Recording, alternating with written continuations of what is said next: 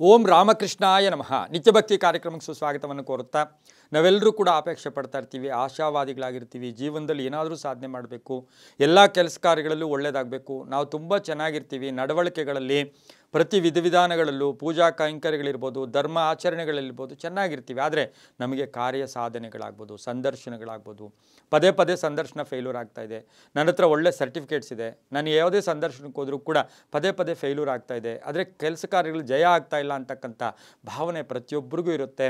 ನಾವು ಯಾವಾಗಲೂ ಹೇಳಿರ್ತೀವಿ, ಕಲಿಯುಗದಲ್ಲಿ ಕೆಲವು ಒಳ್ಳೆಯವ್ರಿಗೂ ಸಹ ಆಗಾಗ ಕಷ್ಟಗಳು ಬಂದರೂ ಕೂಡ ಅವು ಪರಿಹಾರ ಆದರೆ ಶಾಶ್ವತವಾದ ಸುಖಗಳು ಕೂಡ ನಮಗೆ ಬರುತ್ತೆ.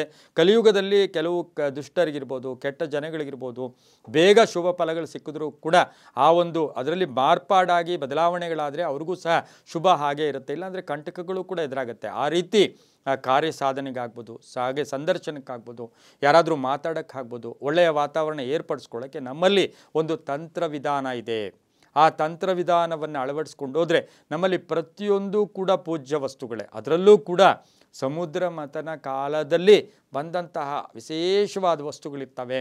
ಅದು ಕೂಡ ನಾವು ಲಕ್ಷ್ಮೀ ಆವಿರ್ಭಾವ ಇರ್ಬೋದು, ಕವಡೆಗಳ ಆವಿರ್ಭಾವ ಇರ್ಬೋದು, ಗೋಮತಿ ಚಕ್ರ ಇರ್ಬೋದು, ಈ ರೀತಿ ನೋಡೋಕೆ ಹೋದಾಗ ಶಂಖ ಇರ್ಬೋದು, ಬಲಮುರಿ ಶಂಖ ಇರ್ಬೋದು, ಇವೆಲ್ಲವನ್ನೂ ಕೂಡ ನಾವು ಸಮುದ್ರ ಮಂಥನ ಕಾಲದಲ್ಲಿ ಬಂದಂತಹ ಪವಿತ್ರವಾದ ವಸ್ತುಗಳು ಕೂಡ ಇದಾಗಿದೆ. ಹಾಗಾಗಿ ಆ ಪವಿತ್ರವಾದ ವಸ್ತುಗಳಲ್ಲಿ 5 ಕವಡೆಗಳನ್ನು, 5 ಬಿಳಿಯ ಕವಡೆಗಳನ್ನು, ಪುಟ್ಟ ಕವಡೆಗಳನ್ನು, ಚಿಕ್ಕ ಕವಡೆಗಳನ್ನು, 5 ಕವಡೆಗಳನ್ನು ನೀವು ಶುದ್ಧವಾಗಿ ಮನೆಗೆ ಗಂದಿಗೆ ಅಂಗಡಿಯಲ್ಲಿ ಸಿಗುತ್ತೆ ಅದನ್ನು ತೊಗೊಂಬಂದು ತೊಳೆದು ದೇವರಿಗೆ ಅರ್ಪಣೆ ಮಾಡಿ ಪ್ರಾರ್ಥನೆಯನ್ನು ಮಾಡಿ ಬಿಳಿಯ ವಸ್ತ್ರದಲ್ಲಿ ಅಥವಾ ಹಳದಿ ವಸ್ತ್ರದಲ್ಲಿ ಆ ಒಂದು 5 ಕವಡೆಗಳನ್ನು ನೀವು ಸಂದರ್ಶಕ್ಕೆ ಹೋಗ್ತಕ್ಕಂಥ ಸಂದರ್ಭ ಆಗ್ಬೋದು, ಅಥವಾ ಯಾವುದೇ ಒಂದು ಶುಭ ಕಾರ್ಯಕ್ಕಾಗ್ಬೋದು, ಯಾವುದೇ ಜಯಕ್ಕಾಗ್ಬೋದು, ಯಾವುದೇ ವಹಿವಾಟಿಗಾಗ್ಬೋದು, ಯಾವುದೇ ಒಂದು ಡಿಸ್ಕಷನ್ ಅಂತ ನಾವು ಕರಿತೀವಿ ಅಂತಹ ಒಂದು ಮಾತುಕತೆಗಳಿಗಾಗ್ಬೋದು, ಚರ್ಚೆಗಳಿಗಾಗ್ಬೋದು, 5 ಕವಡೆಗಳನ್ನು ನೀವು ಬುಧವಾರದ ದಿನ ಅಥವಾ ಸೋಮವಾರದ ದಿನ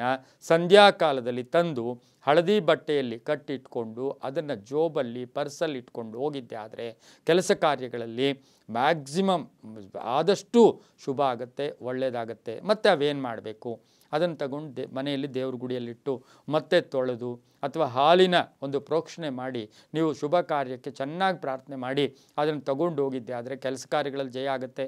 ಎಲ್ಲೋ ಒಂದು ಕಡೆ ಹೇಳ್ತೀವಿ, ದೊಡ್ಡ ಕಷ್ಟ ಬರ್ತಾ ಇದೆ, ಭಗವಂತನ ಪ್ರಾರ್ಥನೆಯಿಂದ ಅದು ಸಣ್ಣದಾಗೂ ಕೂಡ ಪರಿವರ್ತನೆ ಆಗುತ್ತೆ, ಆದರೆ ಕಷ್ಟ ತಪ್ಪೋಗೋದಿಲ್ಲ. ನಾವು ಈಗಿರ್ತಕ್ಕಂಥ ಜೀವನ ಎಲ್ಲವೂ ಕೂಡ ಕರ್ಮಫಲ ಕೂಡ ಆಗಿರೋದ್ರಿಂದ 5 ಕವಡೆ ತೊಗೊಂಡೋಗಿ ವಿವಾಹ ವಿಷಯಗಳಲ್ಲಾಗ್ಬೋದು, ಸಂದರ್ಶನಕ್ಕಾಗ್ಬೋದು, ಕಾರ್ಯ ಸಾಧನೆಗಾಗ್ಬೋದು ತುಂಬಾ ಒಳ್ಳೆಯದಾಗುತ್ತೆ. ಪ್ರತಿಯೊಂದು ಕೂಡ ನಂಬಿಕೆಯ ಆಧಾರದ ಮೇಲೆ ಅಂತ ಹೇಳ್ತಾ ಸರ್ವೇ ಜನ ಸುಖಿನೋ ಭವಂತು, ಸಮಸ್ತ ಸನ್ಮಂಗಳಾನಿ ಭವಂತು.